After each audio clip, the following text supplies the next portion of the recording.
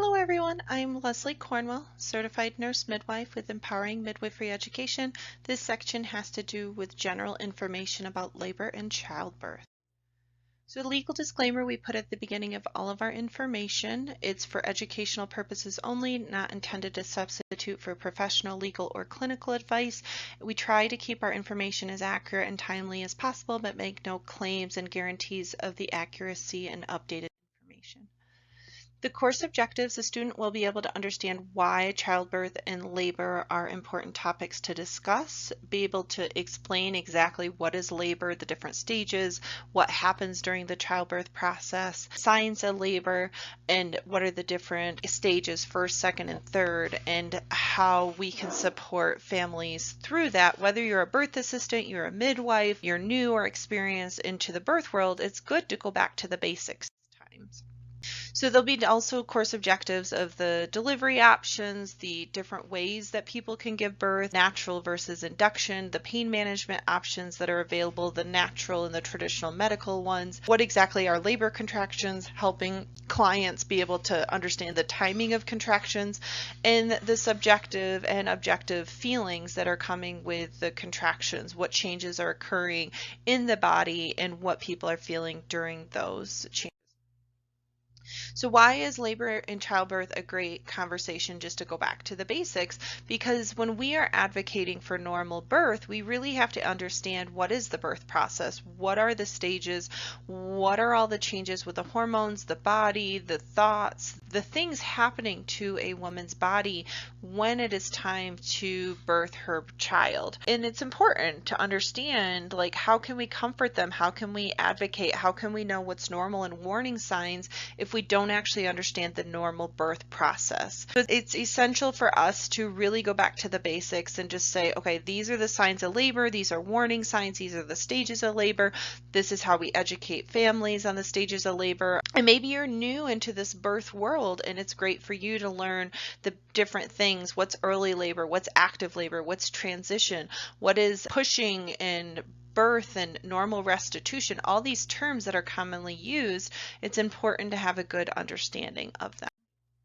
So going back to the basics, what is labor? Labor is a series of continuous progressive contractions where the uterus is pushing a baby out, the cervix is dilating, it's opening, and then effacement is the thinning of the cervix. So traditionally in the medical culture in the US, we use cervical dilation from 0 centimeters to being closed, not open yet, to 10 centimeters, meaning there's no cervix left around the baby's head. And then women traditionally will be coached with pushing, or they will naturally, depending on your setting you're serving. Hospital settings, they tend to be more epidurals, there tend to be more coach pushing, more active management of labor. And then in the out-of-hospital setting, it tends to be more passive, instinctual, listening to the body, not giving as much direction and guidance. So there's two different very philosophies of how to support labor and birth. And my goal is to more emphasize the actual changes that are occurring in the body so you can have a good understanding. Labor is where the baby is actively coming out of the mother through the birth canal. If she ends up in a C-section, it's just a delivery route, but the labor intention, the body doesn't know. The body is trying to get the baby out of the vagina, the birth canal. The labor can start, the hormones, normal 37 weeks to 42 weeks gestation. They can start making changes in their body up to 2 weeks before labor actually starts. Some women know, some women don't. We talk about the lightning, the changes, the irritable contractions, those Braxton Hicks practice contractions can get a little more. Water can break before labor starts, and that's another sign that things are getting closer. So there's nothing definitive to say this is the day you're going to have your baby, this is the timing. We can have estimations. She's had 3 other babies. She always goes to 42 weeks with their other kids. She's more likely to go post dates. If someone has had 4 babies and always goes around 36, 37 weeks gestation, she tends to be more likely a woman that's going to go sooner. So we can make assumptions, we can make averages, but they surprise you. I've had ladies where it's 42 weeks, then it's 37 weeks. They've had big babies, they've had small babies, their labor started with contractions, their labor started with their water breaking, they've had 3-day labors, they've had 3-hour labors. Like, every labor timing and how it flows is different, and that's what we love about birth process, because it is something that you can't predict how this woman's going to birth. It's so influenced by her culture, her stress, her situation in her family unit, her nutrition, her trauma, her personal beliefs on birth. It's not just the body expressing hormones. There's that fight or flight. And so it's really important as midwives that we look at the whole mind, body, spirit with the birth process, because I've seen it so many times where they sit at 8 centimeters for hours and hours and hours because maybe they had a stillbirth last time. Maybe the dad isn't there yet. Maybe the midwife's not there yet. The woman can override with her fear, with her decision making, her mind, if the birth's going to go faster or if it's going to go slower. So when we're talking in context of this presentation, it's just more focusing on the physiological changes that the body is doing, but knowing that there's so many variables outside of labor that we don't have control over. The daytime, the kids are home. She didn't get good sleep. She just fell and now her hips are out of alignment. Like, there's so many variables that can affect the birth process and the baby's position. A big baby, asynclitic, posterior, breech versus vertex. Like, there's so many things that can impact the labor process.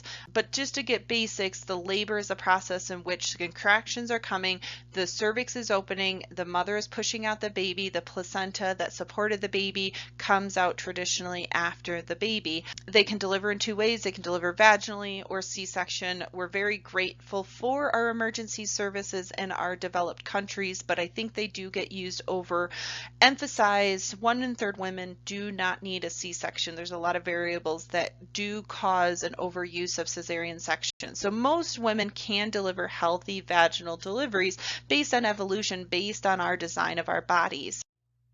So what is childbirth? Childbirth is a really interesting term because it means a lot of things to a lot of different people. It brings up feelings, it brings up positive, negative, depending on your culture and the discussions. Like, maybe some women, this is their first baby, nobody has talked to them about birth. Nobody has talked to them about their body, their menstrual cycle, how you get pregnant, what is growing a baby. Everybody has a wide range of what childbirth means to them. It is the process of labor and birth. It's the overall word used to describe predictable events of contractions come, the woman births a baby, she recovers. So it's the overall word that is typically used, childbirth education. Preparing for childbirth is a very general word from labor all the way to the postpartum recovery process. In 2015, there were about 135 million babies born around the world. 15 million were born before 37 weeks gestation, which is preterm labor, and about 3 to 12% were born after 42 weeks gestation post-date. So most babies do come between 37 to 42 weeks gestation when there's normal, uncomplicated situations arise. In more developed countries, the births tend to occur in a hospital setting. With COVID, it has definitely been shifting. People are looking for more out-of-hospital birth options. It was around 2% of the population before 2020, and now it's more 3.5–4%. And so the quick doubling of that demand, we may think it's tiny, but when there's such a small community of midwives and birth centers and home birth practices available, it is a huge overload for the practices to support. So we want to definitely empower more birth workers, more midwives, more strong structured practices to support this increased request for out-of-hospital births. What are the different signs of labor? Everyone is different, and this is what's so hard. Some people start with a bloody show, some people start with leaking of fluid, some people start with contractions. I would say most people start with contractions. They could be 20 minutes apart, they could be irregular, they could be 10 minutes apart. Some women wake in the middle of the night and they're every 2 minutes apart. They didn't get any early labor, they just get right into the active. Every person is different. We give averages. We stress to women there's many variations of normal. It's the goods and bads of having a baby towards the end. I wish I could tell you this is labor. There's some things that hint to us that it's more likely labor. Bloody show, a little bit of spotting with wiping means the cervix is thinning, it's opening. You can do that slowly over time, or it could be a shorter amount of time because the contractions are putting the baby's head and pressure on that cervix. The progesterone, the prostaglandins, all the hormones are ready for birth to happen. we don't give enough credit for all the things that have to be together to make labor happen. The baby expresses hormones when their brain and their lungs are ready. They're actually expressing hormones in the body to make labor happen. Our minds, if we're stressed out, we're anxious, we're in a good mental place to say, I'm ready for baby to come now, like that has a huge influence on the labor process. The uterus has a huge influence with the size, capacity, and the receptor sites, because twins tend to come a little earlier because there's a max capacity that each woman's body and uterus can stretch to before they're starting to make some hormones to cause labor and contractions. The cervix expresses hormones. There's so many multifaceted components of labor, and I hope we will never be able to figure out the complex labor process, because that's one thing that our bodies, this miracle, this amazing process of birthing and growing our babies, that the medical world tries to figure out with induction. Sometimes they can figure it out with an induction by giving some prostaglandins for cervical ripening, giving some synthetic Pitocin by an IV infusion to help encourage a woman to go into labor. But if her body is not ready to go into labor, it's not going to happen no matter what we do. And so those are things to think about when we're trying to decide the best options. If there's medical concerns, the weighing the risk and benefits of an induction, the maturity of the baby, the overall health with the mother versus like normal healthy labor. For first babies, it could be 3 days, it could be 3 hours. The average is a 24-hour labor, and on average, each baby she has, it cuts in half in time,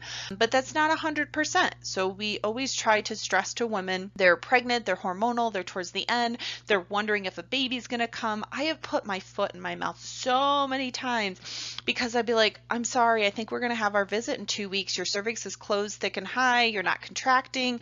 I'm sorry, I know you're uncomfortable, but I think we'll have another visit. And then they call me for labor that night because their mind was powerful and everything else. They've had a baby before. They had sex. They did all this nipple stimulation. They did all these things to tip the scale themselves. And they just rub it in my face and I say, kudos, awesome for you. And then I've seen other directions where I'm like, I think you're going to have a baby any day now. And they're sitting at 4 centimeters dilated for a month on end. So there's a lot of pieces to the puzzle to make labor start and the labor process. So other signs, we talked about the water breaking. It's important to have a conversation. Traditionally, the water is clear, yellow tinged.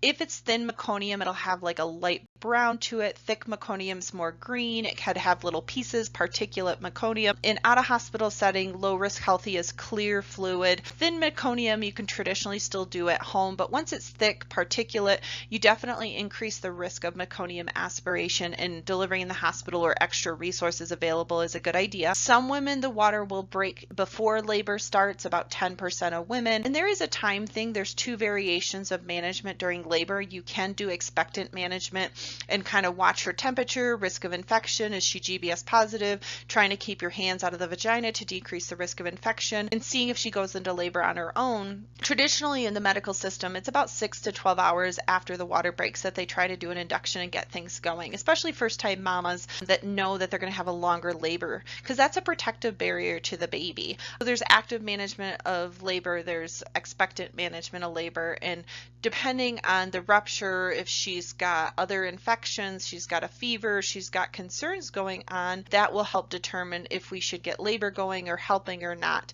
Most women honestly start with contractions, the water breaks right before the baby comes out, and then they start getting a good urge to push is what traditionally happens, but never 100%.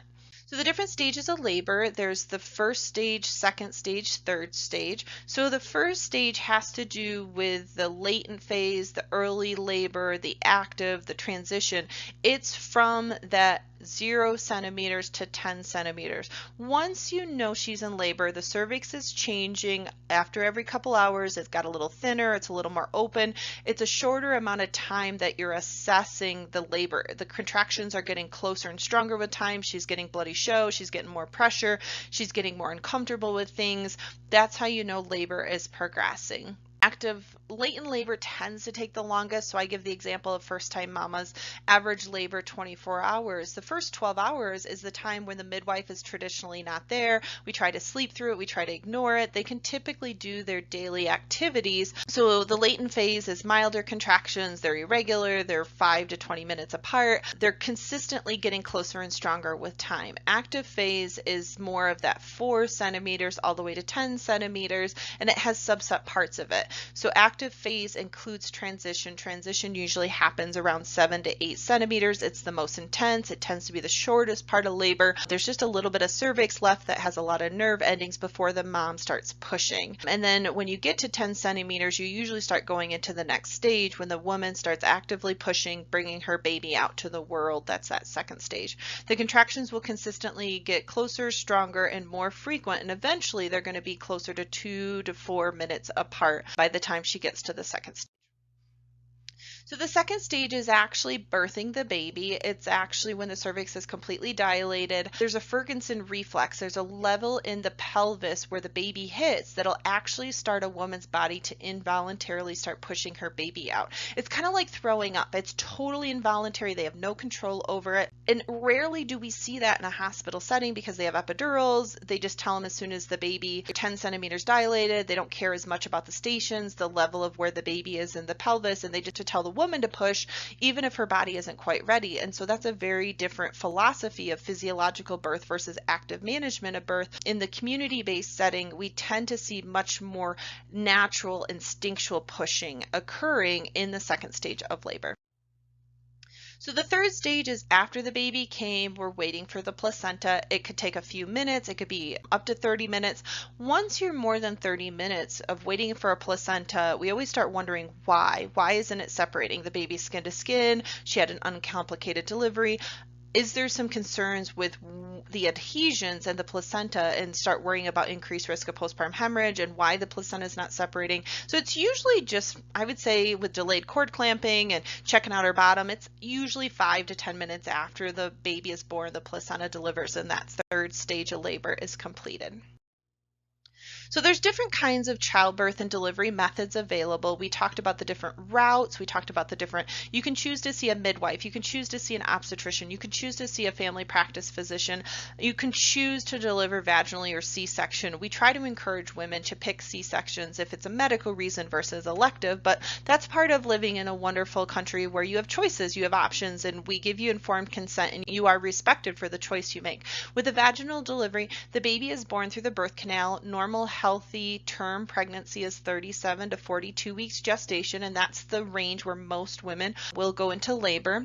And there's just choices, there's options. You can deliver in the home, you can deliver unassisted, you can deliver with a midwife, you can deliver in the water, you can deliver on your bed, you can deliver in hands and knees. There's a lot of different ways to birth your baby. You could choose a birth center, you could choose a hospital, you could choose pain medicine, you could choose to do it natural. The whole point of this conversation is just for you to get a good understanding. You're newer to this, it's a good refresher of what's normal, what some of these words mean that we use so regularly, but have we really thought about what they actually mean? So a C-section, if she's had a prior C-section, there's medical indication, the rare situation that the baby is too big for the mother's pelvis. We're very grateful we have a cesarean section option in the United States and many developed countries because it kills a lot of moms and babies around the world. It's a big deal to have a balance between respecting our medical community and the resources available to us, but also embracing that birth is a normal, healthy process. And when there's variations of normal in emergency situations, we know how to handle them appropriately as midwives and birth workers. Vaginal birth after C-section, we try to get more and more women to do this. It's kind of a controversial topic across the country because very few hospitals are doing it. It's a high litigation thing. It's not cost effective to them. What the insurance companies are paying, they have to have anesthesia in-house, obstetricians in-house.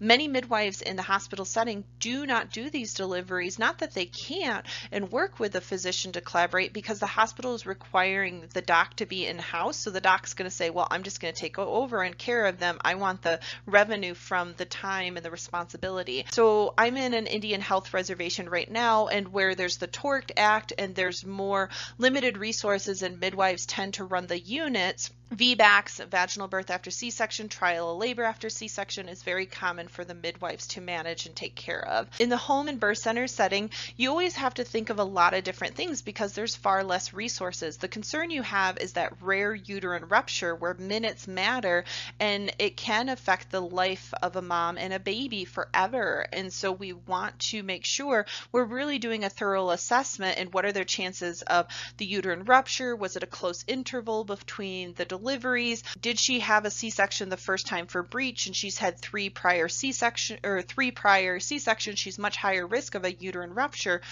versus a woman that's had a breech delivery the first time C-section and then she's had 3 vaginal deliveries. That uterine scar tissue has been tested. Once they've had a successful vaginal birth after C-section, this research shows their risk of uterine rupture is not much different than anyone else. It's that trial right after the C-section that has that questionable, and should you be doing a vaginal birth after C-section after 1, 2, 3 C-sections, there's just not a ton of data out there of the true risk and benefits after that first C-section. And so I hear variations of normal all over the country for birth centers and home birth practices. Nationally speaking, particularly with birth center standards, if your facility, your birthing location is within 30 minutes of an emergency service, labor and delivery can handle an emergency. She's had 1 prior C-section, low transverse, not a classical incision, certain good indicators. It wasn't pushed for 4 hours and it was a 5-6 pound baby. You always wonder, okay, is it her pelvis? Is it something that the C-section was the best route?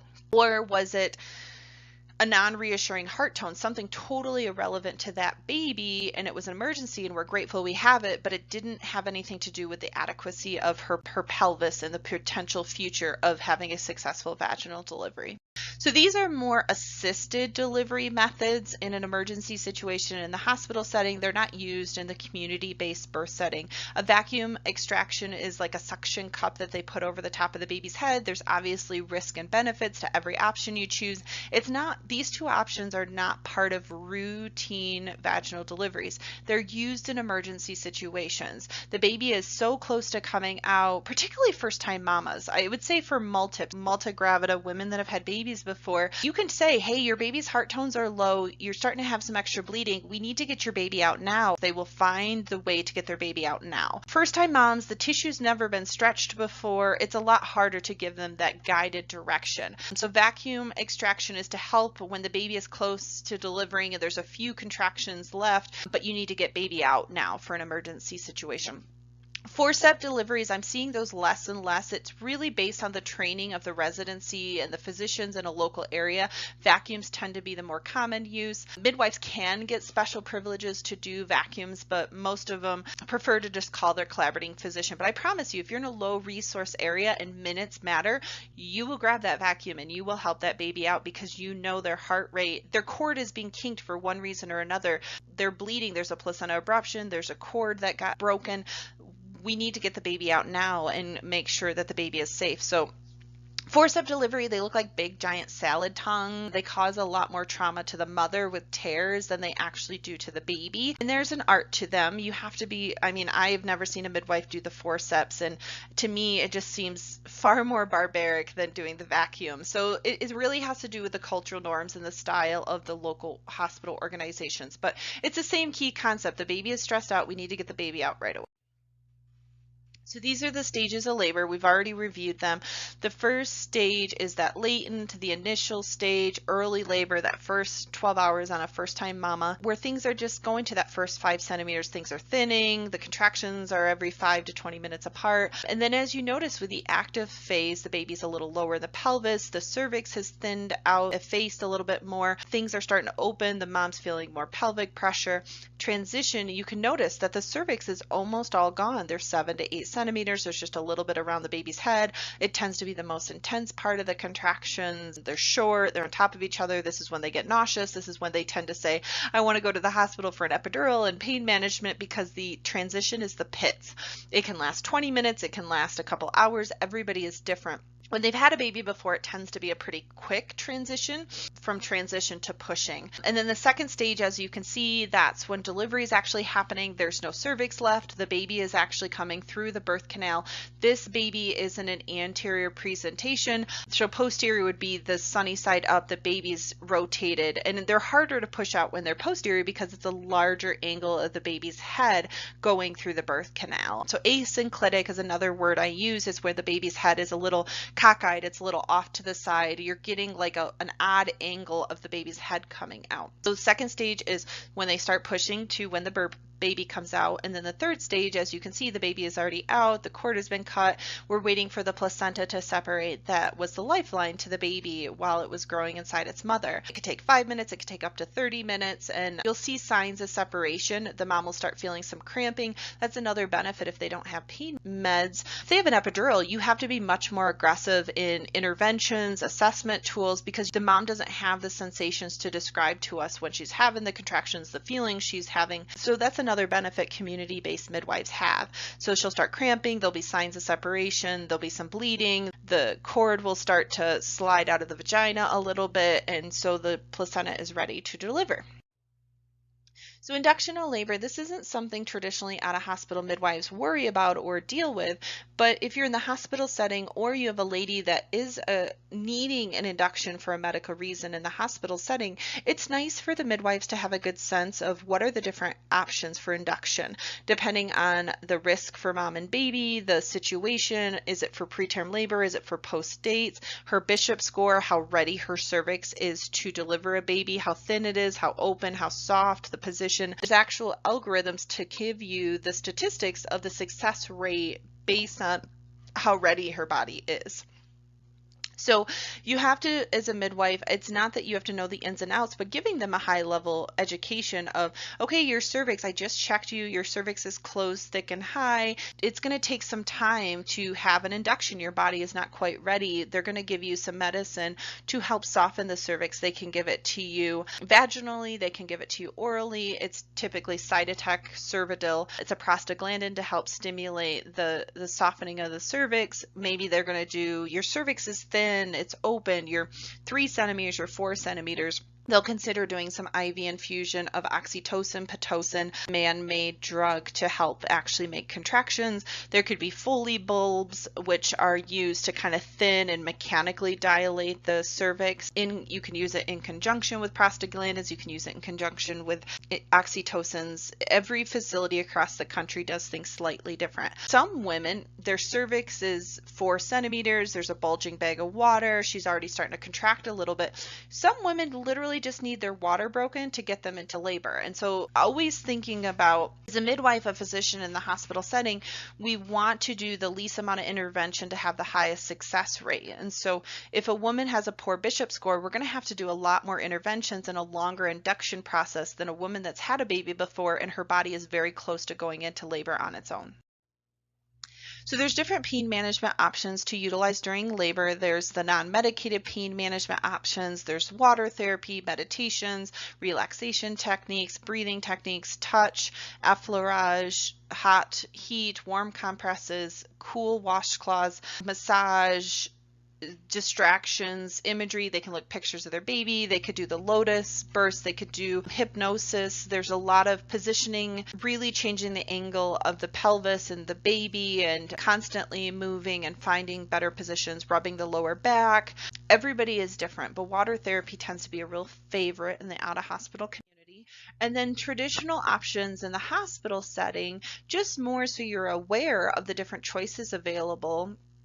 You can have anesthesias, which is more of small amounts. They're IV. It could be Stadol, it could be fentanyl, it could be Nubane. There's so many different variations across the country. And some will give 2 doses, some will give up to 6 doses, and some will only do it an hour apart, some will do it 3 hours apart. There's a wide variation of these medications. They're traditionally given in the IV, and they're used to cut the edge off the pain, make women feel drowsy, sleepy. The first one tends to be the most effective. They're in the earlier labor. It's the first time they've had the medication. The more doses they get, it tends to not work as well. Babies tend to get sleepy on the monitor. They're going to be on continuous monitoring with inductions, pain management, any complications of labor. They're going to keep a close eye on the baby and the mom. Anesthesia tends to be pudendal blocks, local nerve ending blocks, epidurals, spinals, general anesthesia. Epidurals are very common across the United States. It's a very popular option because it tends to give the most pain relief, longer standing time. They can have a pump, they can have buttons. It tends to make women the most numb, and they're not active and moving around. They have to have the most interventions with them. They have to have a Foley. They have to be repositioned. Their legs are numb. There's goods and bads to all these options. If there's an emergency situation for a C-section, that tube stays in the mom's back till after birth and they can give the medicine through it. General anesthesia, spinal is more with C-sections if it's an emergency and they can't give them medicine in the back and they need to put them to sleep. The main ones for pain management, I would say, are the Nubane, the Stadol, and the epidurals would be the most common across the country. So we talked about the labor contractions. We've reviewed it over and over again. Everybody is different. What are labor contractions? They are high feeling tightness in the belly. They're low in their suprapubic bone. They're in their back. They're in their butt. Like, I've heard every description of when they get a contraction, that contraction, if it's true labor, is bringing the baby down in the birth canal. If they're Braxton Hicks contractions, they're practice contractions, they could be caused from many different things. Everybody worries about the baby coming early, or is this the early signs of labor? She may have had sex, she may have a pelvic infection, she may have yeast, BV, bacterial vaginosis, she may have a bladder infection, she may have dehydration, she had too much activity, she's stressed about something, she slipped and fell on her belly. That uterus is a giant muscle and it can get tired and it can tighten for many different reasons. So our job as a midwife and healthcare providers is to assess, are these labor contractions, are these Braxton Hicks, what are the different things that could be causing them, how is she describing it, what are some things we can do to see if they get better or worse with time. Everybody describes them differently. Some people say they're just mild menstrual cramps. Some women say they're the worst thing in the world. Some people, it just depends on your perception, the stages of labor, your past experience with birth. If it's a first-time mom and she's nervous and scared, you're going to be more tense. The more tension you have during the labor process, the more the pain receptors and the longer the birth process is. So the whole point with the labor is to help relax them, help ride the waves of the contractions, change. I mean, Ina May uses surges. You can change the wording because your whole thing is, it's half a mind game and it's half of what the body is actually doing. So this is a common question we get asked as midwives and birth workers for moms that have never had a baby before. How do you actually time contractions? Contractions are timed from the beginning of one contraction to the beginning of the next contraction. They can be irregular, but in time they tend to get closer and stronger if it's truly labor. So there's apps out there. I always stress to people, if you do the apps and you analyze every single contraction, it's going to take you forever to get into labor because you're thinking too much. You're analyzing things. You need to just let go and give generalized updates. I always get more nervous for those first time moms that send me the last 6 hours of contraction apps because I'm like, this is going to be a long, hard labor because she's overanalyzing everything. We need to just let go and trust our bodies and give averages. Okay, the last couple hours, they've went from about 10 minutes apart to 6 minutes apart. It's not perfect science, but just giving generalized sense. The easiest way, some people will use an app, they'll use a piece of paper, especially first-time parents. The dad can do this. The mom can just do her thing. Like, she needs to put her guard down, do her thing. The dad can see when she starts moaning, when her belly tightens up, he puts his hand, she starts repositioning. He can tell when the contractions are starting, and then that's the time. And so this is great for partners, for support teams to help with communicating to the midwife when it's a good time to come or it's a time to go to the hospital. Everybody's different what contractions feel like. Some people call it as rectal pressure, rectal pain, gas pain, belly tightening, lower abdominal, pelvic. Everybody's different. Back, just depending on baby's position, your personal history. If you've had a back injury, you've had certain situations happen, it will impact your nerve endings and how you perceive labor. So the strengths of the contractions will traditionally increase as time goes on. They're going to start out milder, the belly is softer. A little cue that I always give to help out moms and newer birth workers to tell the gauge of if a contraction by touching the top of her belly is mild, moderate, or strong is comparing it to touching your face. So if you touch her belly and she's in a contraction and it's kind of like you're pressing on your nose, that's more of a mild contraction. If you're pressing on her belly, just light pressure to feel that muscle tightening, and it's more like the chin, that's more of moderate contractions. If it's like touching your forehead, it's that similar sensation, those are stronger contractions. So that's a good way for families to relate if they're trying to gauge, is this strong? Especially first time moms, they don't have anything to compare to. They don't know what is coming in the future. I mean, I hear it so many times, these are strong contractions and they're coming all the time. The midwife goes and assesses and they're not all the time. They're only comparing the breaks they're getting. Maybe they're longer contractions and they're every 7 to 10 minutes apart, but they're only getting a break of 1 minute to 2 minutes. Touching their belly, it's nice and soft, but they're describing them as intense already. So it's our responsibility to be honest and gentle with, I know you're describing and these feel strong to you, but this is the earlier labor. These are still milder ones. We need to help you cope with this. We need to help because you've got some stronger ones coming ahead, and we've got a long ways to go with this labor process. So just as an overall conclusion summary, I just wanted birth workers, assistants, doulas, new midwives, aspiring midwives to go back to the basics. What exactly is labor? What are the changes happening? What are the things to look for? What are the options during the birthing process for the different setting, the providers, the birth stages? But there's no hard rule of this is when labor started. It's more subjective. I tend to leave it up to the moms. When do you think your labor started? Because it's her birth story. It's her, it doesn't matter it started at 8:15 versus 9:15. In the bigger picture, no. It's our job to empower and to support a normal birth process, but being available for variations of normal and being available and having the skills for emergencies and knowing this is a sign of normal labor. This is a sign of concern that we should be going to the hospital. We should be checking things out more. We should be doing additional assessments and knowing what are all the different pain management options that are available in the natural birthing community plus in the hospital setting. Epidurals are very popular across the country. There's also IV pain medicine, water therapy, repositioning, aromatherapies, noise, dimmed lights, calming environments. We want to allow the women to instinctually birth as much as possible. Taken care of.